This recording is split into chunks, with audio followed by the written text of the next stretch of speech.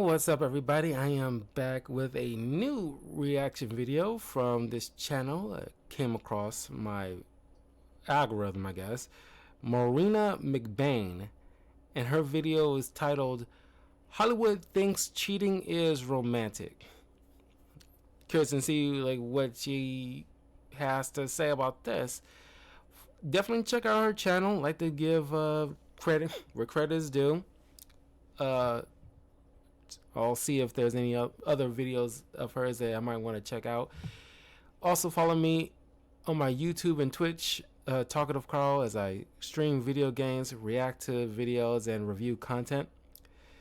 So let's get right into it. Try to speed this up a little bit.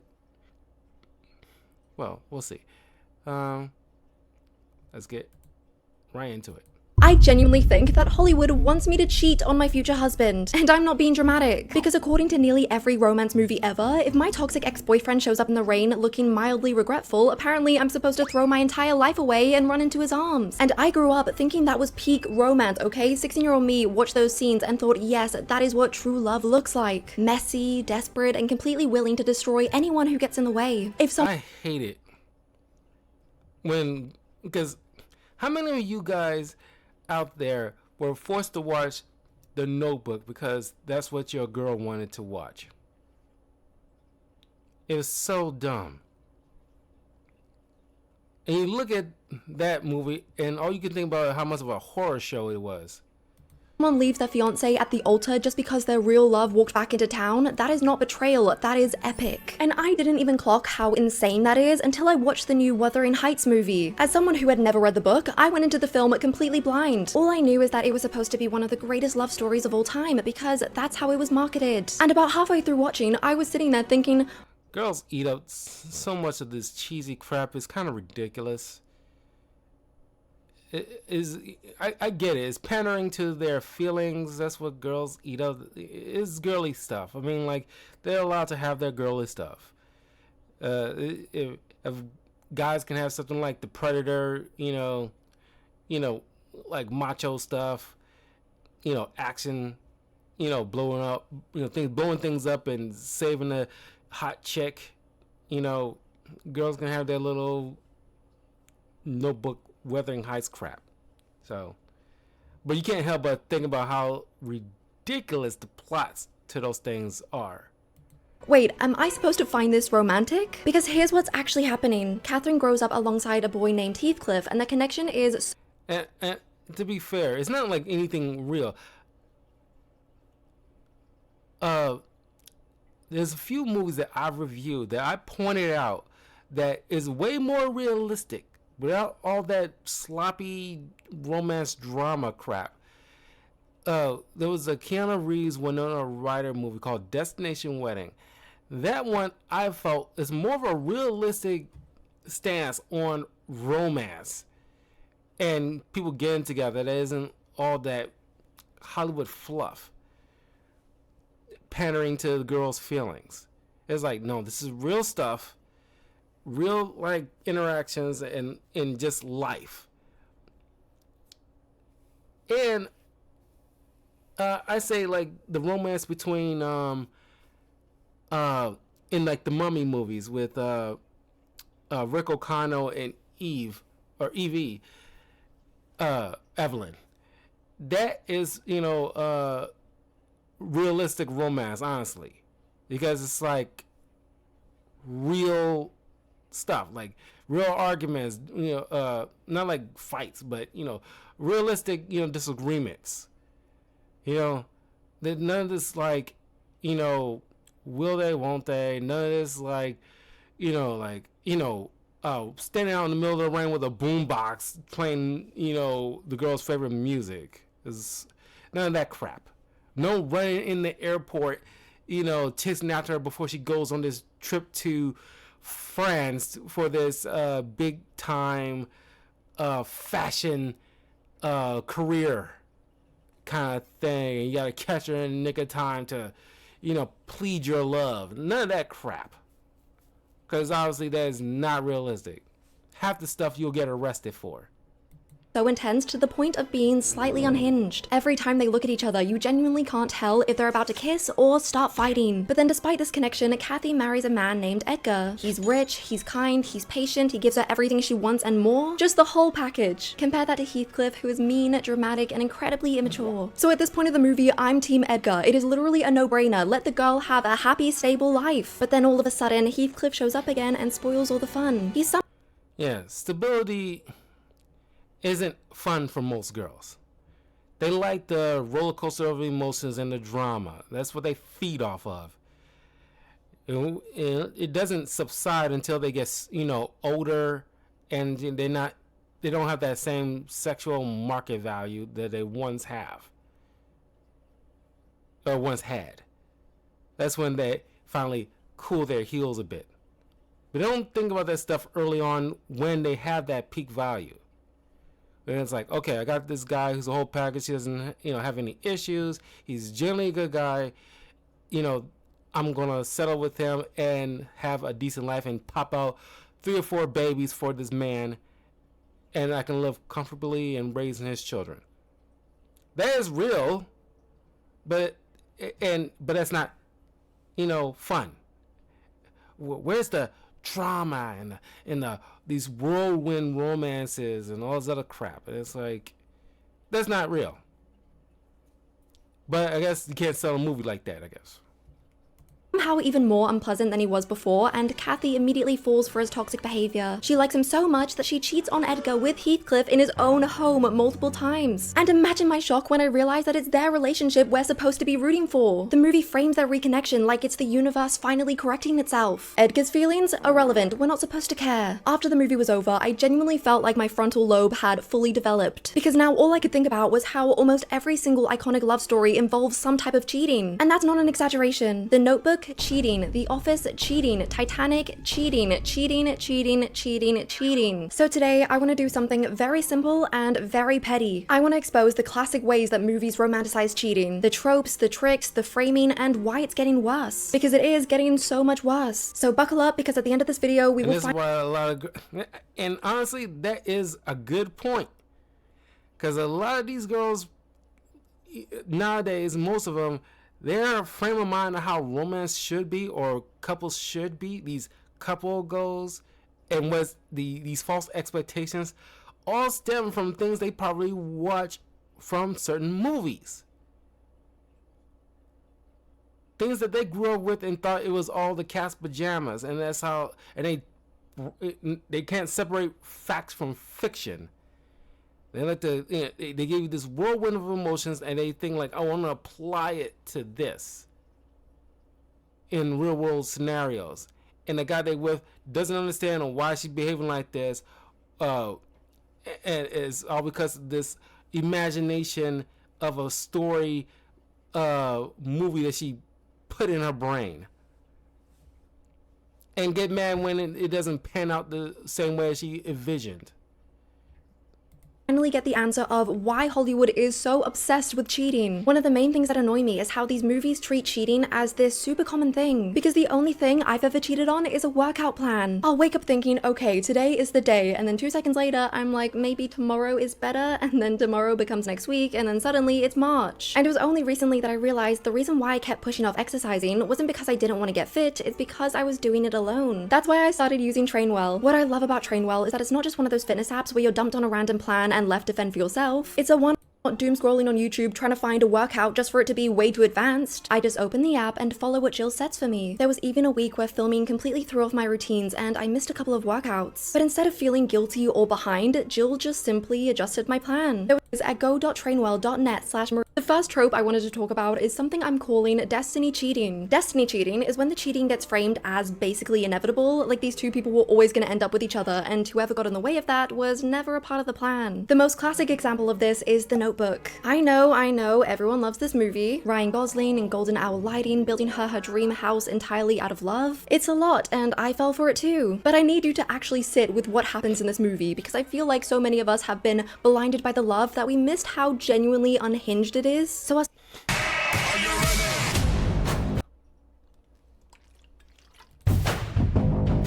story starts with Noah meeting Ali for the first time at a fair. Well, meets is a generous term. He basically notices her in this huge crowd and immediately decides that she's the love of his life, which a bit extreme, but whatever. Unfortunately for Noah, she's there with another guy. Now, most normal people would immediately clock that and take it as a sign to just move on. But Noah is operating under a different philosophy, something along the lines of just because there's a goalkeeper doesn't mean I can't score. He asks her to dance, she says no. He asks her again, she says no, and again and again and again and again. But instead of giving up, he watches her get on the Ferris wheel with her date, decides to climb and dangle on the outside of it, yelling that he will let go if she doesn't agree to go out with him. And the movie plays this off as if it's the most romantic moment of the century.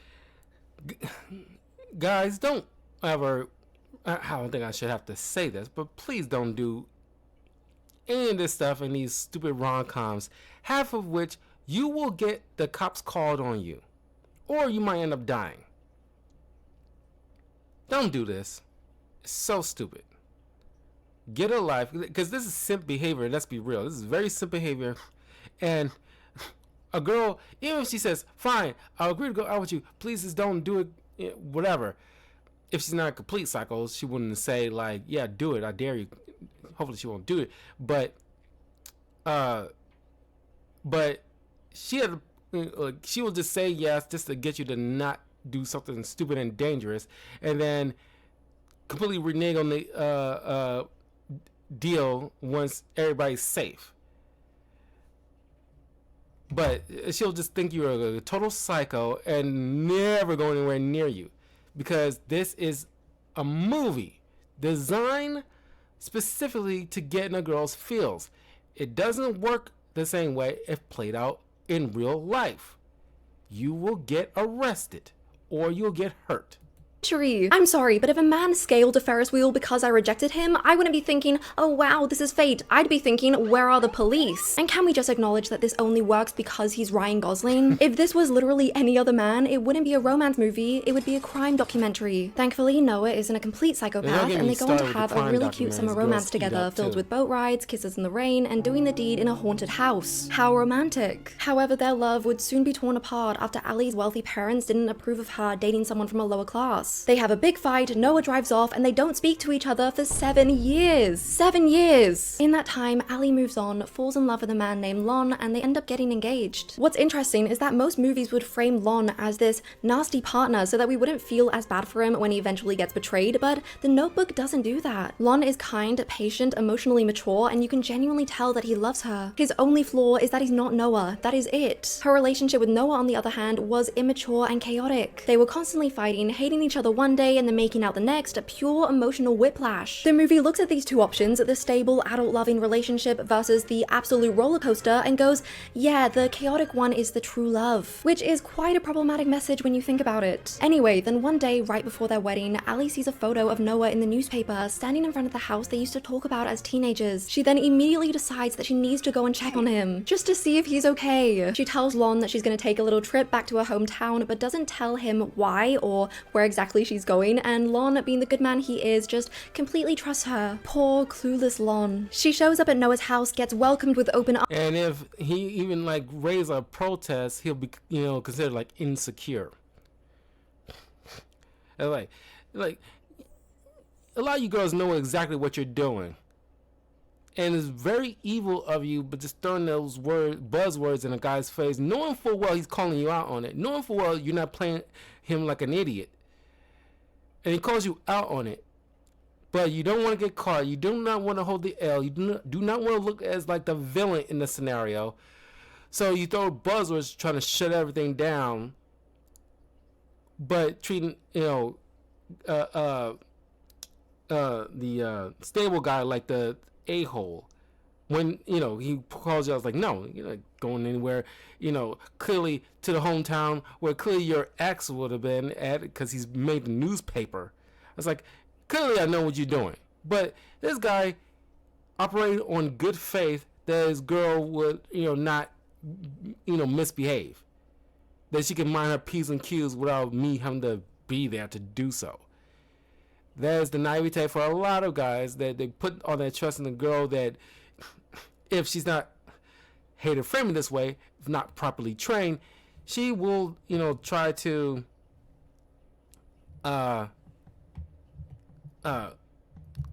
cross certain lines that shouldn't be crossed, thinking that he won't like find out.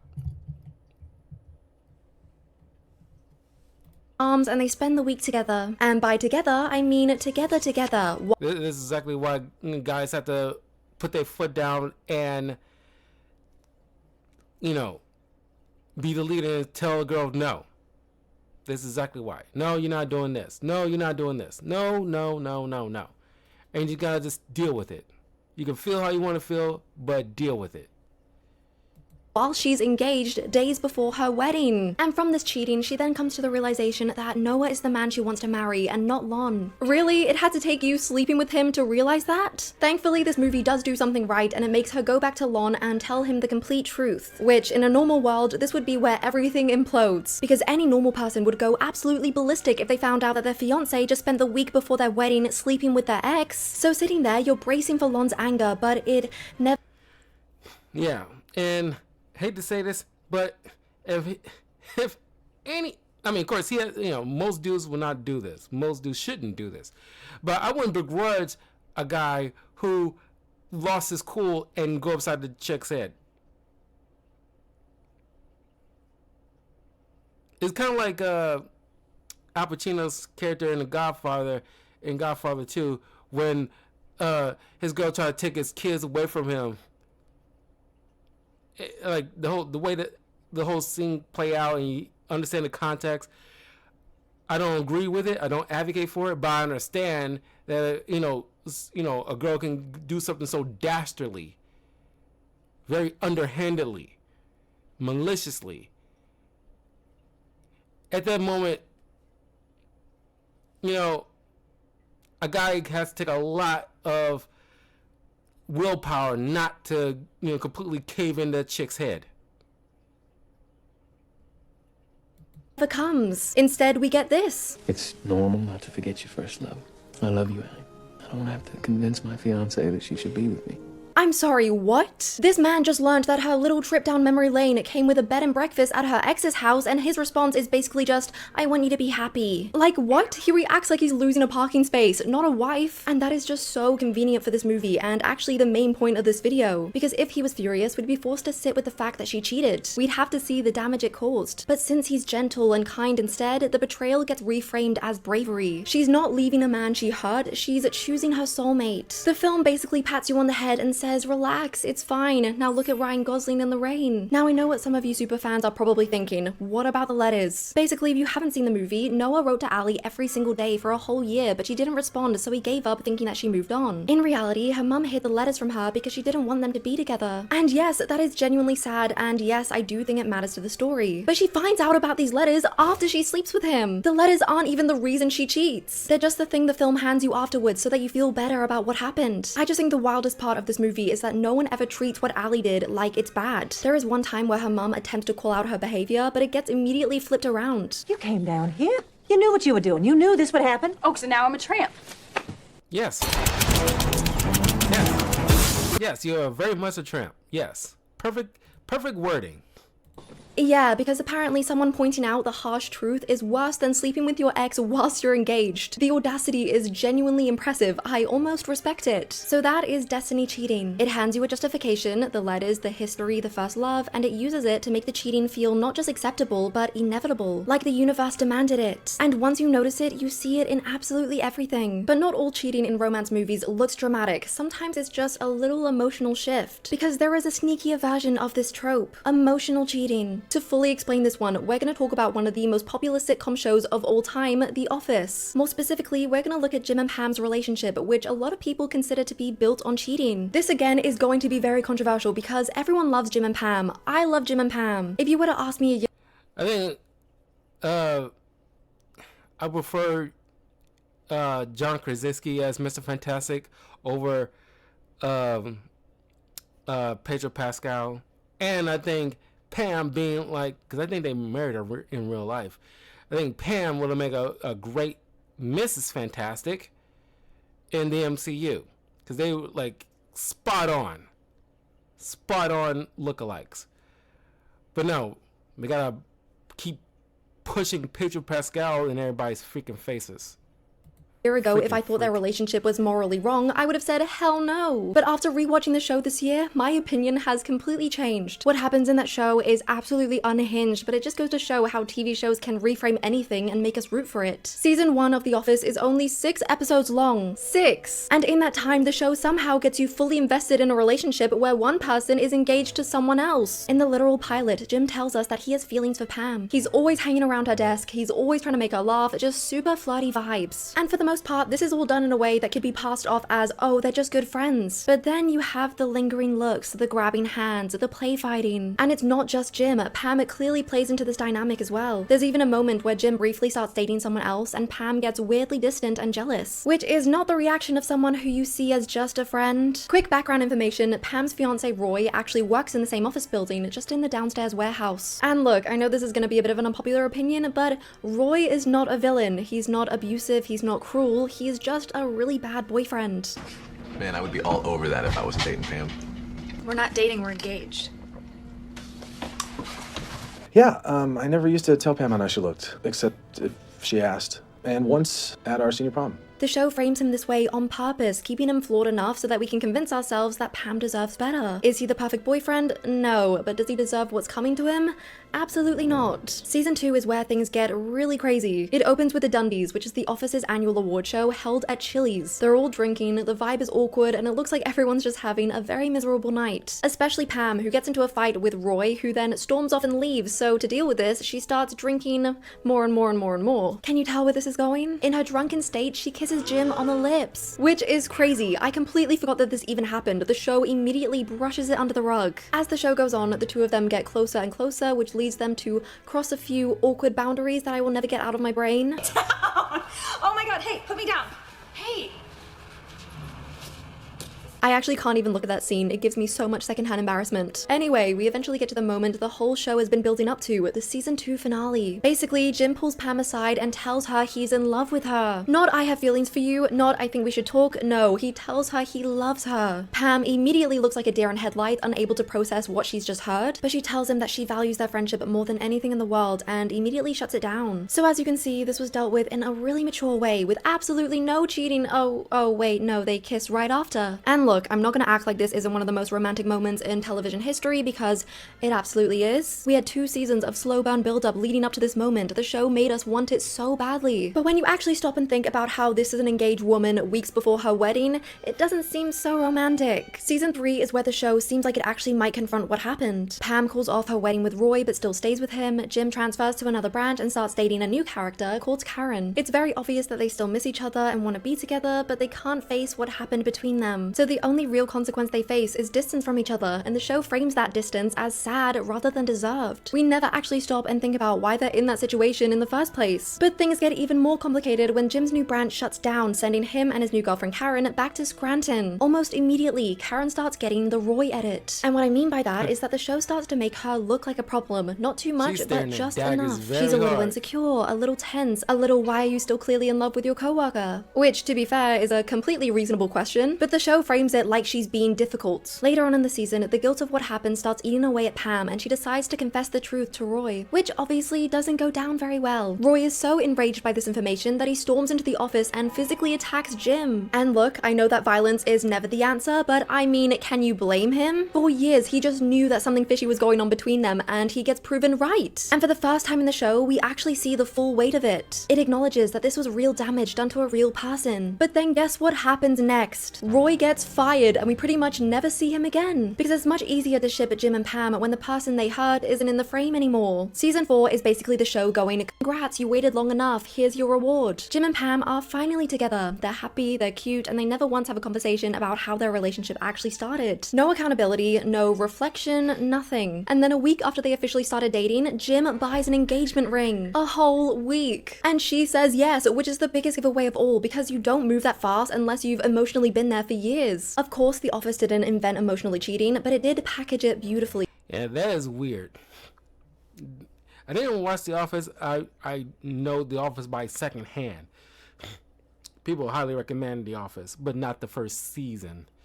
But just on the surface about, like, yeah, through all that stuff and then officially getting together a week buying an engagement ring? Bro.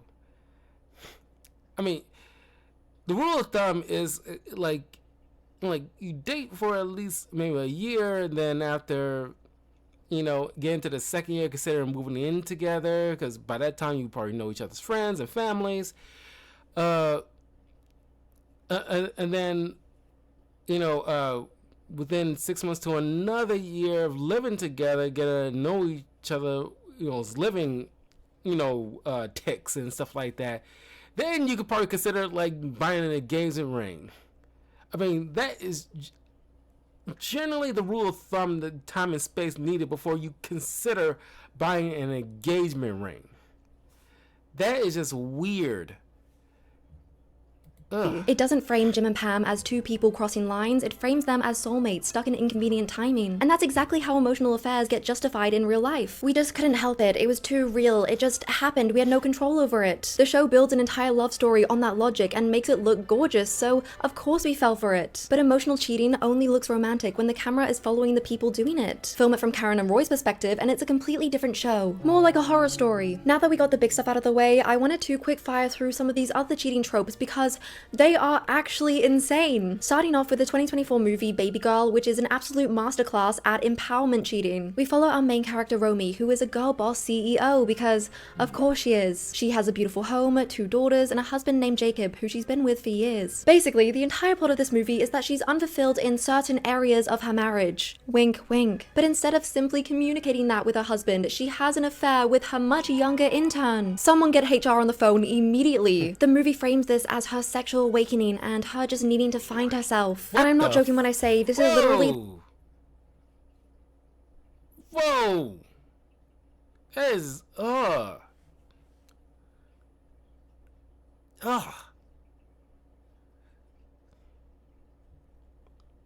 Whatever happened to just, like, the nurse and doctor?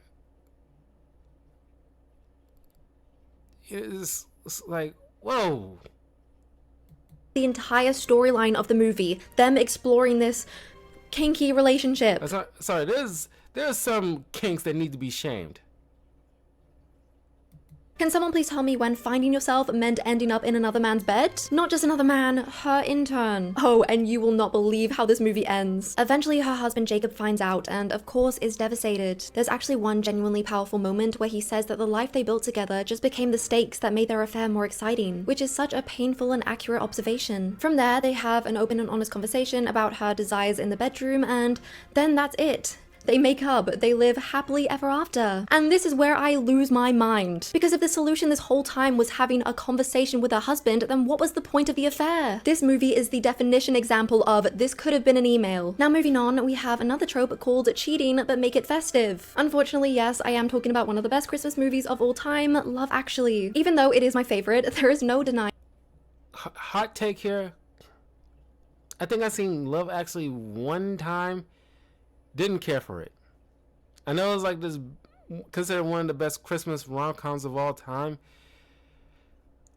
Honestly, I did not care for it. It was so boring. So boring.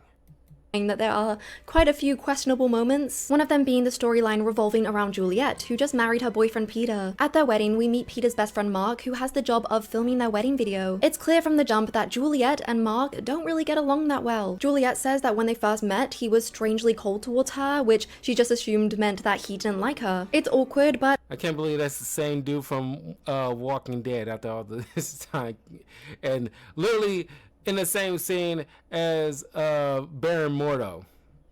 Whatever, not everyone gets along with their husband's best friend. Anyway, so Juliet goes to Mark's flat to pick up the wedding video that he filmed, but for some reason, he's weirdly hesitant about showing her. When she finally presses play, she gets the shock of her life. The tape isn't of the wedding, it's of her. Close-ups of her face, walking down the aisle, smiling, standing at the altar, frame after frame of just her. Which is literally insane, not just because this is his best friend's wife, but It's giving major stalker vibes. Fast forward to Christmas Eve, where we get this very famous scene. Mark standing outside Juliet's house with giant cue cards confessing his love for her, all the while Peter is literally inside the house. Just outstanding behavior from a best friend. At first you think, okay, creepy, but I guess he needed to get off his chest and be done with it. No harm done. But no, it gets worse. Juliet runs after him in the street and kisses him. I'm sorry, what is going on? And then she goes back inside the house like nothing happened. Can you imagine if Peter looked out his window at that very moment, just got up to grab a drink and bam, saw that all unfold on the pavement? It is just insane, and I have never understood why that storyline is in that movie because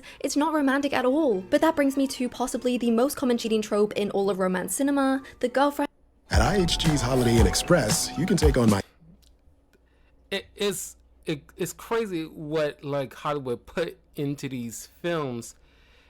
I understand some kind of formula, but it does a horrible brainwashing Listen towards up. young girls out there. And that doesn't count. You know exactly what I'm talking about. When the main love interest has a girlfriend, but the movie clearly doesn't care. Hey, babe, just some dude, I don't know. Just some dude. Now who's being nosy? People We Meet on Vacation is the perfect example of this. Poppy and Alex are best friends who have taken a trip together every single summer for the past decade. They are clearly in love with each other, but neither of them will admit it. And hovering in the background this entire time is Sarah, Alex's girlfriend. Yes, he literally has a girlfriend. And the crazy part is, she's actually really nice. Her only flaw is that she's suspicious of Alex and Poppy's friendship throughout the movie, which fair, that is completely understandable. Her boyfriend is literally going on annual holidays with a woman he is clearly in love with. Yeah, honestly, that shouldn't fly with anybody. I don't care how much you trust your significant other. They're not going anywhere with somebody of the opposite sex without you. Or, well, and more so on the girl's part than the guy's part, but even still, like, the girl in this particular situation is like the girlfriend who has the right to be a little bit suspicious, considering that, okay, prior to me, you had this kind of ritual or tradition where you're going out on these little crazy vacation trips with your female friend, and you mean to tell me I wouldn't be in the right assumption that something happened or something could easily happen on these trips? And then you might end up gaslighting the chick, thinking like, oh, there's nothing really happened. Even if you grant nothing did happen, it's still odd. And she would have every right to feel some type of way. And you as a guy should kind of like cut that off. Or at the very least, bring your girl along. One of the two. Because it is weird. Especially if you, I mean, and it's just part of the guy side of my brain, but it's like, if you're not like, nailing that girl early on at some point on these trips before you got locked up with a girl, then what's the point? Okay? Unless the girl's gay or is related to you, there's no point to it.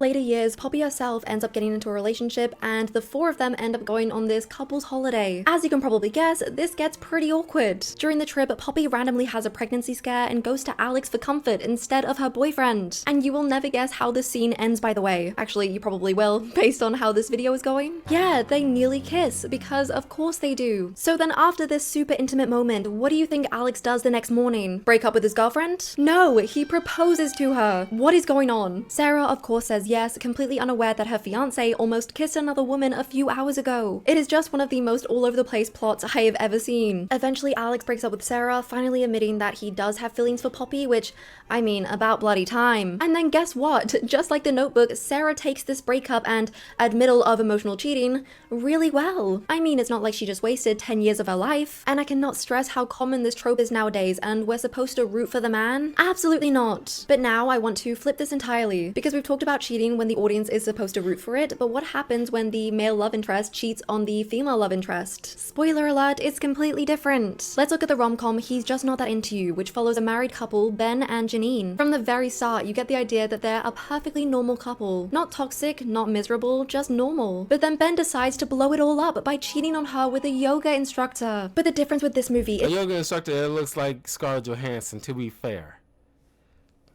I mean, not advocating for it, but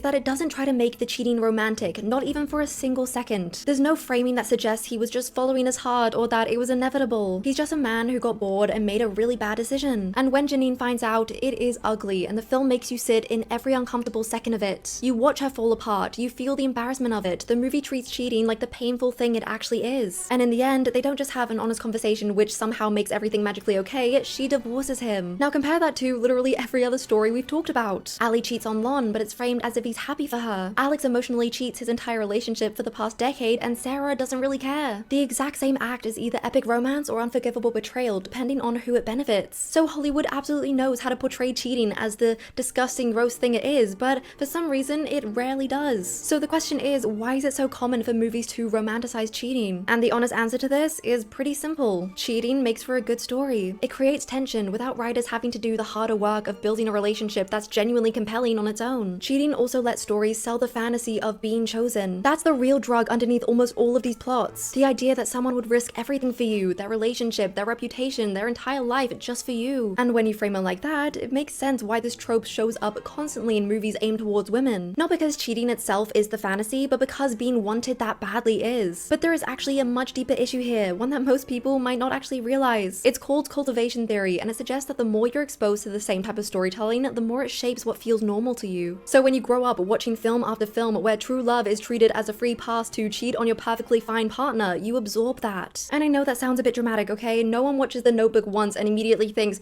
okay, cheating is fine now. No, it is way more subtle than that. It's that you watch The Notebook, and then you watch The Office, and then Love Actually, and then People We Meet on Vacation, and slowly your brain starts building this picture of what love is supposed to look like. If your relationship is peaceful, it must be lacking. If it's intense and chaotic, it must be right. Because these movies don't just romanticize cheating, they tell us that if he doesn't dangle off a Ferris wheel for you, then it's not true love. And that is where it becomes a problem, because real love is also loyalty. Real love is also honesty. Real love is also a boring Tuesday when nothing happens and you still choose that person. But Hollywood isn't interested in that Tuesday love because it doesn't make for a good movie. At the end of the day, the problem isn't that movies show cheating, the problem is that it asks you to call it romance. Because these stories aren't just showing us what love looks like, they're showing us what love excuses. And I'm sorry, but I'm done letting a slow motion kiss in the rain convince me that someone's partner is just background noise. And if you're gonna build a love story on betrayal, then show us the cost. Actually let us see the consequences. Because if your greatest love story of all time only works because someone got hurt in the process, that isn't romance, that's just bad behavior with good cinematography. Let me know your opinions on this in the comments if cheating is something that bothers you in movies.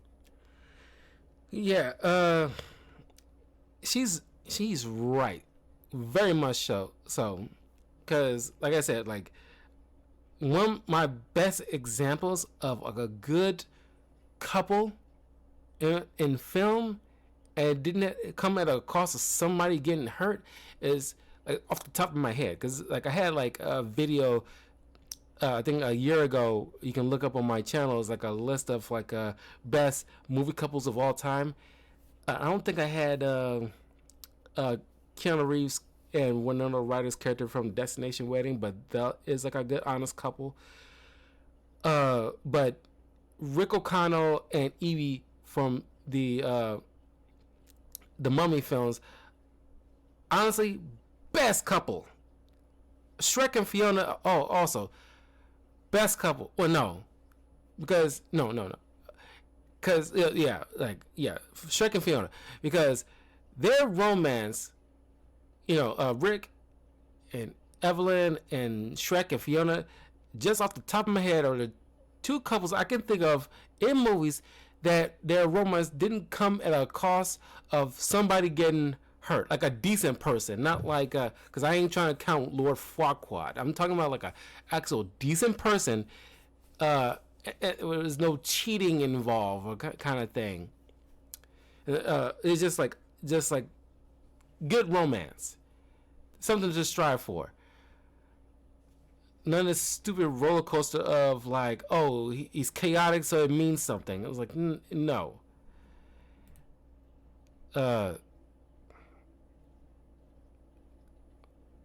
Yeah, like, you know, I'm glad Marina pointed it out, because, like, honestly, she articulated better than I could have. But yeah, great examples. I get it. It's part of the whole storytelling. It's like you're trying to sell like drama, but at least it should be a balance of having some kind of stable relationship, slice of life thing where there isn't like cheating. Is like, because realistic film, or at least I'm sorry, realistic couples understand, like, you know, every day is just choosing each other, going through the difficulties of life, but there's also wonder and happiness within that, knowing that I have somebody who has my back and I have hers. There's like, you know, we just got like everyday issues without anybody trying to blow up their relationship. But anyway, yeah, I mean, I'm curious to know, like, you got like a good example of like a good couple that came together without the detriment of somebody else, especially somebody who didn't deserve it. Anyway, I want to get started on getting my getting back to Resident Evil and then some Digimon tonight. But I will see you guys later. Take care, and I'll see you all soon. Peace.